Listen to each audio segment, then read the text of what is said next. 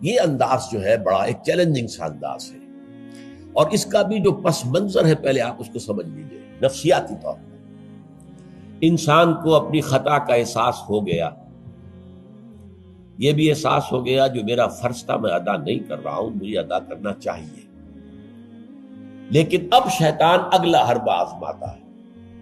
دیکھو ابھی فلاں کام پڑا ہے، ابھی فلاں کام ہے، ابھی بیٹیوں کے ہاتھ گیلے کرنے ہیں، ابھی یہ کرنا ہے، ابھی بچے تمہارے چھوٹے ہیں، ابھی تمہارے بیٹوں کی تعلیم کا مرحلہ ہے، میاں ہو جانا ٹھیک، بعد میں سارے تقاضے مطالبے پورے کر لینا، پہلے یہ ذمہ داریاں تو پوری کرو۔ یہ حقوق العباد ہے بھائی، حقوق اللہ سے بڑھ کر ہے، یہ حقوق العباد ہے، اس کے لیے لگے رہو، پوری اپنی توانائیاں قوتیں صرف کرو، مال بناؤ، پیسہ کماؤ، تاکہ یہ ساری ذمہ داریاں ادا ہوتے رہنا۔ بعد میں ٹھیک ہے ذرا فراغت حاصل ہو جا، پھر تم سب اپنے آپ کو، اپنی پوری توانائیوں کو، اپنے پورے وقت کو اللہ کے لیے لگا دینا۔ یہ ہے تاخیر اور تعویق، اس کا حربہ شیطان کا، یہ سب سے بڑا۔ کر لیں گے بھائی، کر لیں گے، کوئی نہیں، ابھی ذرا جلدی نہیں، ابھی فلاں کام ہے، فلاں فرائض ہے، فلاں ذمہ داریاں ہیں، ذرا ان سے نمٹ لوں، پر ذرا میں ریٹائر ہو جاؤں سروس سے تو پھر میں سارا اپنے آپ کو لگا دوں گا۔ وہ ریٹائرمنٹ کرتے ہیں اس وقت جب آپ کے اندر رہتا ہی کچھ نہیں، اگر آپ کے اندر کچھ رہ جائے تو وہ چھوڑیں گے آپ کو، وہ ساری توانائیاں تو گئی، اب تو آپ کھوکھلا ایک ڈھانچہ لیے پھر رہے ہیں، آپ کے اندر صلاحیت اور قوت کہاں ہے اب؟ لہذا یہ سارے دھوکے شیطان کے ہیں۔ اس میں ایک چیلنجنگ انداز میں علم یعنی وقت آیا نہیں ہے ابھی اہل ایمان کے لیے، کس چیز کا انتظار کر رہا ہے؟ جو جیسے ہی خیال ہو جائے کہ واقعی یہ فرض ہے، فوراً لبیک کہو۔ تم نے اگر کسی بھی پہلو سے تاخیر اور تعویق کا راستہ اختیار کیا تو یہ شیطان کے پھندے میں گرفتار ہونے کا وہ راستہ ہے اصل میں۔ وہ شیطان پھر چھوڑے گا نہیں، پھر وہ اسے آپ کو اپنے فتراک کا نخچیر بنا لے گا، اپنے تھیلے میں شکار کی حیثیت سے، جیسے کہ آپ تیتر بار کے تھیلے میں ڈال لیتے ہیں شکار کر کے، اس کے فتراک کے نخچیر بن کر رہ جاؤ گے، پھر آگے نکل نہیں سکو گے۔ یہ تاخیر اور تعویق جو ہے، یہی ہوا تھا غزوہ تبوک میں۔ حضرت کعب ابن مالک رضی اللہ تعالیٰ عنہ نے، وہ بھی ان 3 صحابہ میں سے تھے جو سچے صادق الایمان صحابہ تھے، لیکن غزوہ تبوک میں نہیں گئے۔ حضور نے واپس آ کے جو لوگ نہیں گئے تھے ان سے جواب طلبی کی، لہذا منافقین تو آئے، اللہ کی قسم ہے، خدا کی قسم ہے، یا رسول اللہ میں اللہ کو گواہ کر کے کہتا ہوں یہ تھا، یہ تھا، یہ تھا، یہ سبب تھا، میں نہیں جا سکا۔ حضور فرماتے تھے مسکراتے، اچھا جائیے تشریف لے جائیں، کوئی پکڑ نہیں۔ یہ آئے جب کعب ابن مالک تو حضور کے چہرے پر مسکراہٹ تھی، تنزیہ مسکراہٹ۔ آپ فرمائیے آپ کیوں نہیں گئے، کیوں نہیں گئے تھے ہمارے ساتھ؟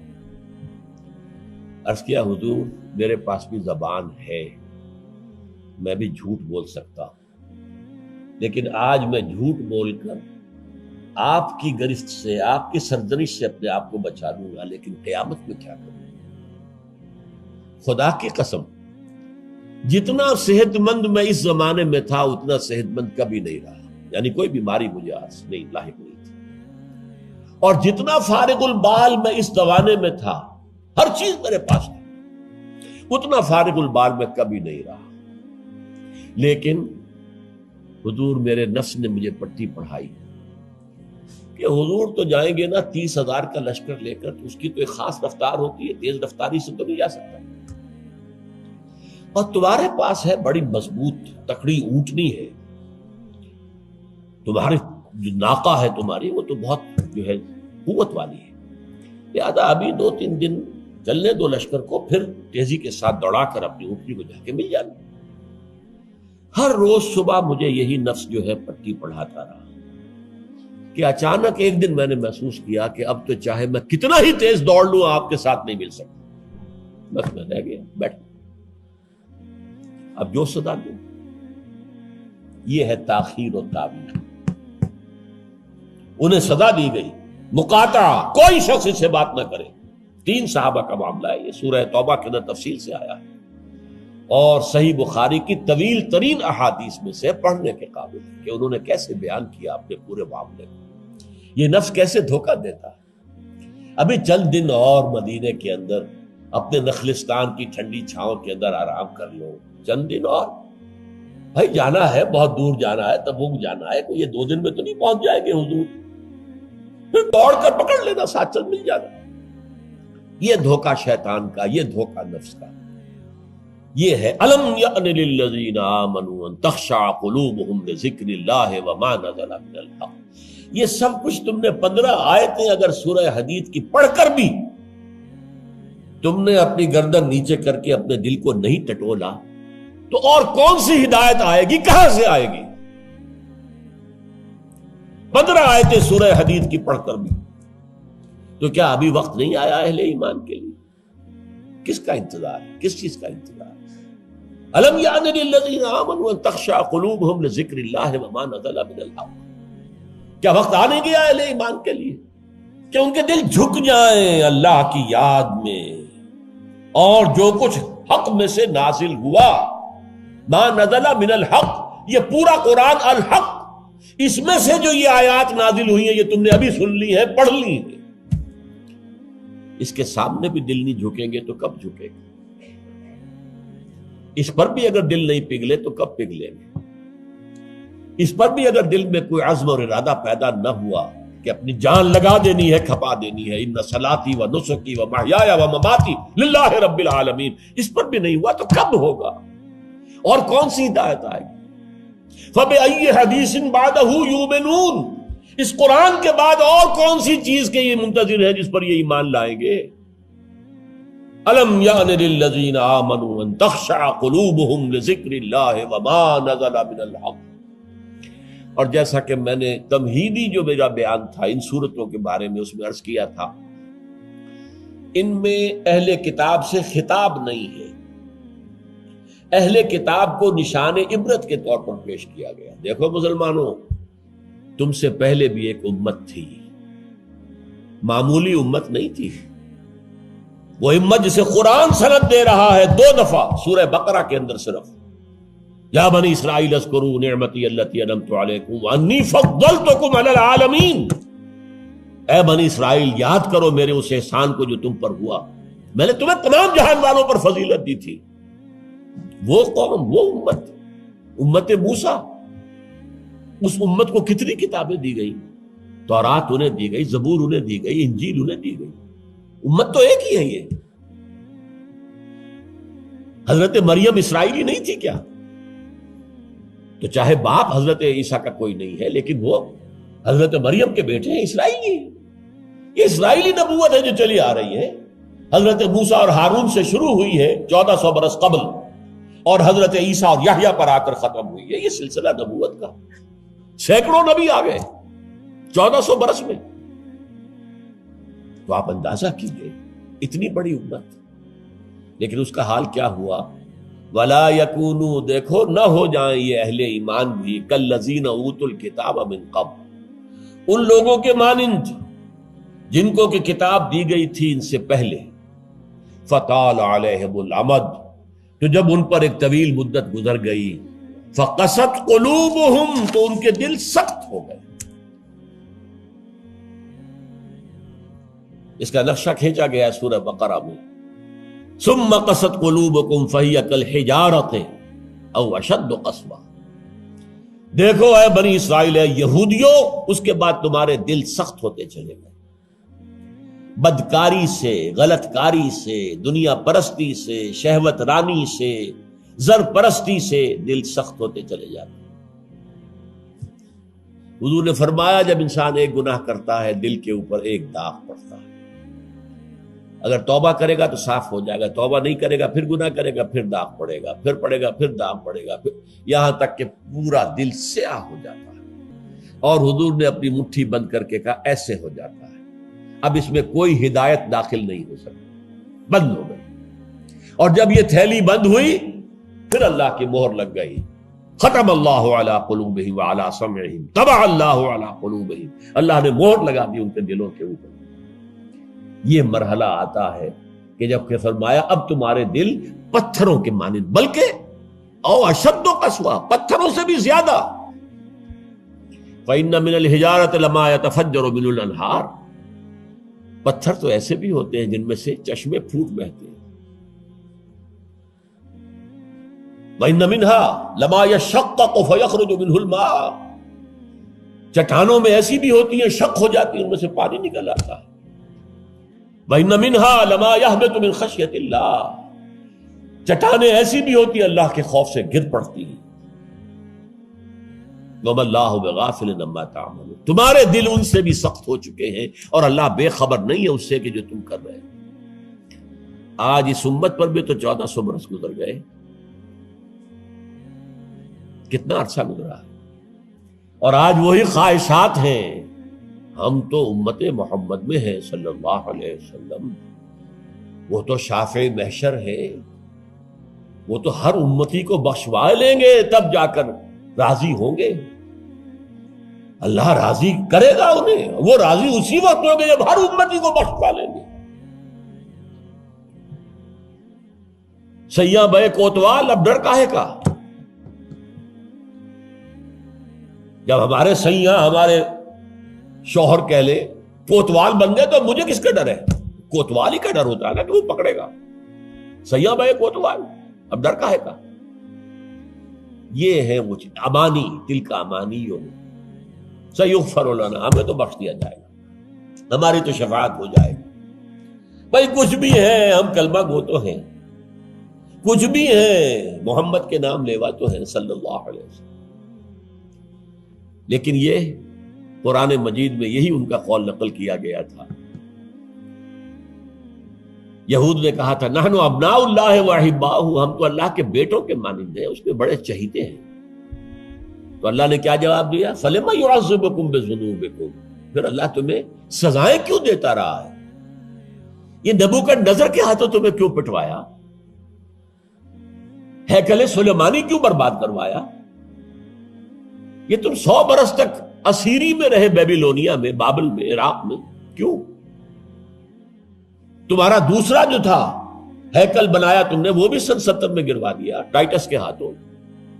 1,33,000 ایک دن میں قتل کیے اس نے، ٹائٹس نے 1,33,000 یہودی یروشلم کے اندر ایک دن میں قتل کیے. اندازہ کیا، پچھلی صدی میں 60 لاکھ یہودی جرمنوں نے ختم کیے. 6 ملین. اور ان کو اب بھی یہی کر رہا ہے، we are the chosen people of the lord, ہم تو اللہ کے پسندیدہ بندے ہیں. یہی حال اس امت کا ہے. ہسپانیہ سے ایسے نکالے گئے کہ ایک بچہ تک نہیں بچا. تاتاریوں کے ہاتھوں کروڑ قتل ہوئے. یہ سب کچھ تمہارے ساتھ ہوا کہ نہیں؟ کروسیڈرز کے ہاتھوں تمہاری پٹائی کم ہوئی تھی؟ 88 برس تک بیت المقدس عیسائیوں کے قبضے میں رہا تھا کہ نہیں؟ تو غور کیجئے، دلوں کو نرم کیجئے، اور دلوں کو نرم کرنے کا ذریعہ بھی قرآن ہے. یا ایھا الناس قد جاءتکم موعظۃ من ربکم. موعظہ، واعظ کہتے ہیں اس کو جو دل کو نرم کرے، اس میں رقت پیدا کر دے. رقیق کہتے ہیں پتلی شے کو، رقیق مادہ، رقیق مادہ. دل سخت ہو جائے اسے نرم کرنے کی ضرورت ہے. اس کے لیے واعظ بھی سب سے بڑا قرآن. الم یان للذین آمنوا ان تخشع قلوبهم لذکر اللہ وما نزل من الحق ولا یکونوا کالذین اوتوا الکتاب من قبل. تمہارے سامنے موجود ہے. فطال علیہم الامد، پھر ان پر ایک مدت جب گزر گئی، فقست قلوبهم، تو ان کے دل سخت ہو. البتہ یہاں ایک واقعہ میں اور عرض کر دوں. ایک دل کی سختی وہ تھی جو یہودیوں کی ہو گئی تھی، یا ہم میں سے بھی بہت سو کی ہو چکی ہے. لیکن ایک اور دل کی سختی بھی ہوتی ہے، وہ اپنے احساس کی شدت کی بنا پر. یہ معاملہ حضرت ابوبکر کے ساتھ پیش آیا رضی اللہ تعالی. ان کے عہد خلافت میں ایک وفد آیا باہر سے. انہیں جب قرآن کی آیات سنائی گئیں تو ان کی آنکھوں سے آنسو بہہ نکلے. حضرت ابوبکر نے فرمایا ہاکذا کنا حتی قست القلوب. ایسے ہی ہم بھی ہوتے تھے، قرآن سنتے ہی، قرآن پڑھتے ہوئے ہمارے آنکھوں سے آنسو جاری ہو جایا کرتے، یہاں تک کہ ہمارے دل سخت ہو گئے. معاذ اللہ، معاذ اللہ، یہ شدت احساس ہے۔ یقیناً یہ ہوتا ہے جب آدمی عادی ہو جاتا ہے تو وہ کیفیت نہیں رہتی۔ میں نے اللہ کے فضل و کرم سے 6 حج کیے، لیکن جو کیفیت پہلے حج کی تھی وہ پھر کبھی نصیب نہیں ہوئی۔ ویسے بھی یہ تھا کہ اس وقت تک ابھی اتنا ہجوم نہیں تھا۔ سن 62، اب آج سمجھیے 42 برس گزر چکے، تو اس وقت کا اور تھا معاملہ۔ اب جو ہے وہ ہجوم جو ہے وہ اس میں کبھی انسان کو اپنے اندر جھانکنے کا، کہیں تنہائی میں بیٹھ کر یاد کرنے کا موقع نہیں ملتا، لیکن وہ تھا۔ لیکن ویسے بھی بات یہ ہے کہ ایک آدمی، اب جو لوگ وہاں رہتے ہیں مکے میں رہنے والے، ان میں سے اکثر کو ہم دیکھتے ہیں وہ خانہ کعبہ کا، اس اصل چوکور گھر کا بھی کوئی ادب نہیں کرتے۔ وہ تو ہر وقت ان کے نگاہوں کے سامنے عادی ہو گئے۔ تو ایک شکل یہ ہوتی ہے کہ جو ایک تعامل کثرت کے ساتھ جب ایک بات ہو رہی ہو تو پھر اس کی وہ تاثیر نہیں رہتی۔ تو فرمایا فقست قلوب، حضرت ابو بکر کا بھی وہ احساس کی شدت جو تھی، جیسے حضور نے فرمایا انہ لیغان علی قلبی، میرے دل پر بھی کبھی کبھی حجاب سا طاری ہو جاتا ہے۔ معاذ اللہ، کیسا حجاب؟ اب اس حجاب کے لفظ سے دھوکہ نہ کھا جائیے کہیں۔ ایک حجاب میرا اور آپ کا ہے، ایک حجاب محمد رسول اللہ صلی اللہ علیہ وسلم، کہ وہ جو اللہ کی طرف توجہ کی انٹینسٹی ہے، انٹینسٹی اس میں تھوڑی سی کمی بھی ہو گئی تو اسے آپ حجاب سے تعبیر کریں۔ ہمیں تو وہ کیفیت ہی میسر نہیں ہو سکتی، لیکن اس انٹینسٹی کے اندر، یہ لفظ انٹینسٹی انگریزی کا بار بار بول رہا ہوں، اس کی شدت، لیکن شدت کے لفظ کے اندر جو ہے وہ اتنا مفہوم نہیں آتا جتنا انٹینسٹی کے لفظ میں۔ وہ انٹینسٹی جو ہے اس میں ذرا سی کمی ہوئی، حضور پریشان ہو گئے۔ وَإِنَّهُ لَيُغَانُ عَلَىٰ قَلْبِي وَإِنِّي لَأَسْتَغْفِرُ اللَّهَ 70 مَرَّةً فِي كُلِّ يَوْمٍ، اور ہر روز میں 70 مرتبہ استغفار کرتا ہوں اللہ کی جناب۔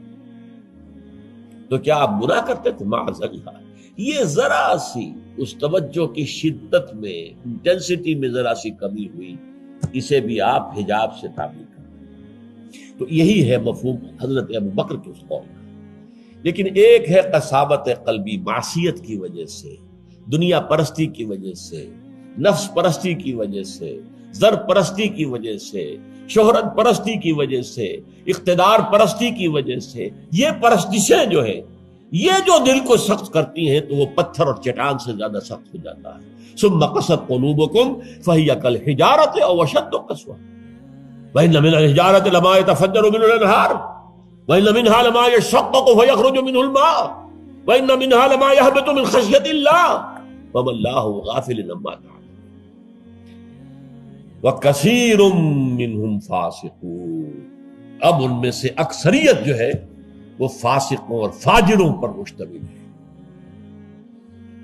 کیا یہی کیفیت آج کی مسلمان امت کی نہیں ہے؟ کیا عظیم اکثریت فساق و فجار پر مشتمل نہیں؟ کیا عظیم اکثریت حرام خور نہیں ہے؟ کیا عظیم اکثریت جھوٹی نہیں ہے؟ نفاق کی تینوں علامتیں، اذا حدث کذب وَإِذَا وَعَدَ أَخْلَفَ وَإِذَا اؤْتُمِنَ خَانَ۔ حضور نے فرمایا منافق کی 3 نشانیاں ہیں، جب بولے جھوٹ بولے، وعدہ کرے خلاف ورزی کرے، امین بنایا جائے، امانت رکھوائی جائے، خیانت کرے۔ یہ الفاظ ہیں بخاری شریف کے بھی اور مسلم شریف کے بھی، اور مسلم شریف میں اضافی الفاظ ہیں وَلَوْ صَامَ وَصَلَّى وَزَعَمَ أَنَّهُ مُسْلِمٌ۔ خواہ ایسا شخص روزہ رکھتا ہو، نماز پڑھتا ہو، اپنے آپ کو مسلمان سمجھتا ہو، لیکن منافق ہے۔ یہی جو میں نے شروع میں آج بات کہی تھی، ایک نفاق ہے شعوری، ایک غیر شعوری۔ وہ منافق سمجھتے تھے ہم عقل مند ہیں، یہ بے وقوف ہے۔ وَإِذَا قِيلَ لَهُمْ آمِنُوا كَمَا آمَنَ النَّاسُ قَالُوا أَنُؤْمِنُ كَمَا آمَنَ السُّفَهَاءُ۔ جب ان سے کہا جاتا بھلے لوگوں، جیسے اور لوگ ایمان لائے ویسے ایمان لاؤ، جیسے وہ اللہ کی پکار پر لبیک کہنے کو ہر وقت تیار رہتے ہیں، کہتے ہیں ہم ان بے وقوفوں کی طرح ایمان لائیں۔ یہ تو پاگل ہیں، بے وقوف ہیں، فینیٹکس ہیں۔ فنڈامنٹلسٹ ہے، ایکسٹریمسٹ ہے. ہم تو ماڈریٹ اور بڑا روشن خیال اسلام جو ہے اس کے قائل ہیں. جب ان سے کہتا تھا فساد مت مچاؤ، کہتے تھے ہم تو مسلح ہیں بھائی، ہم تو چاہتے ہیں صلح. یہ محمد ہے صلی اللہ علیہ وسلم جنہوں نے یہ جنگ کا بازار گرم کر دیا. کیا ضرورت تھی؟ مکے میں 13 برس تبلیغ کرتے رہے، کوئی ہاتھ نہیں اٹھایا، یہی پروسیس جاری رہتا. خامخواہ یہ جنگ کا سلسلہ شروع کر دیا. کیا فائدہ؟ یہ بھی کہا جا سکتا ہے جس دشمن کو گڑ دے کر مارا جا سکتا ہے اسے زہر کا تو دینا ہے. بھائی تمہاری تعلیم اتنی اعلیٰ ہے، اتنی عمدہ ہے، فطرت کے مطابق ہے، پھیلاؤ. لیکن محمد کی سنت کچھ اور ہے، اسوہ محمد ہی کچھ اور ہے صلی اللہ علیہ وسلم. اس کے لیے منہج انقلاب نبوی میری کتاب کا مطالعہ کیا، تب پتہ چلے گا انقلاب کسے کہتے ہیں. اور یہ رسول انقلاب تھے صلی اللہ علیہ وسلم. بہرحال کثیر منہم فاسقون، جو بات کہی گئی ان اہل کتاب کے لیے اس وقت، آج وہ ہم پر راست آ رہی ہے. اللہ تعالی ہمیں اس سے نکلنے، توبہ کرنے، اللہ کی جناب میں سر جھکانے، اللہ کی کتاب کے سامنے سر جھکانے کی اللہ تعالی ہمیں توفیق عطا فرمائے.